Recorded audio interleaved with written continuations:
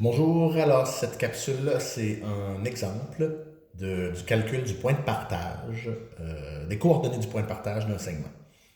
Donc alors, on vous donne les coordonnées de A et B qui forment le segment AB, qui sont les extrémités du segment AB, et on chercherait les coordonnées de P qui partagent le segment AB dans un rapport 2 pour 3.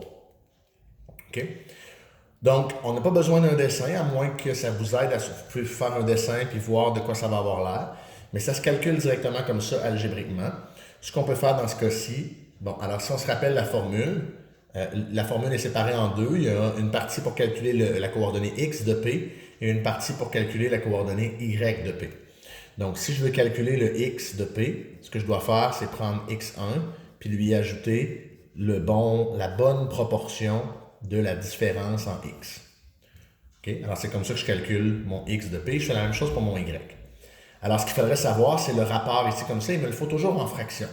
Là, on me donne mon rapport en partie-partie. Moi, je le veux en partie tout. Donc, je vais le transformer. Partie, c'est 2. Et le tout, c'est 3 plus 2, 5. C'est donc dire que P est au 2/5 du segment AB à partir de A. Et là, le sens est important. Si on avait écrit que P partage BA dans un rapport 2 tiers, ben ça aurait été l'inverse. Donc, on aurait eu à partir de B que c'était 2/5. Donc, si je voulais calculer à partir de A, ce serait 3/5. C'est important de prendre en considération c'est quoi mon point de départ. Alors ici, comme j'ai le segment AB, mon point de départ, c'est A. Donc, ce sera A mon X1, Y1, et B sera mon X2, Y2. Si on avait posé la question à partir de B, où on avait dit que ça partage le segment BA, il aurait fallu considérer B comme étant X1, Y1 et A comme étant X2, Y2. Alors ça, c'est important. Donc, on poursuit. Maintenant qu'on a notre rapport sous forme de fraction, on peut compléter notre formule. Alors, on a que la coordonnée x de p sera moins 2 plus 2/5 fois la différence entre mes x, donc 3 moins 2.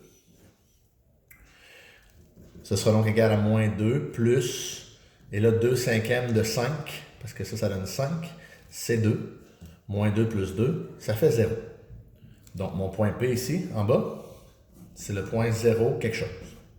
Il me manque le y, je vais le calculer de la même façon. Ce sera donc y1 plus une fraction de ma différence en y.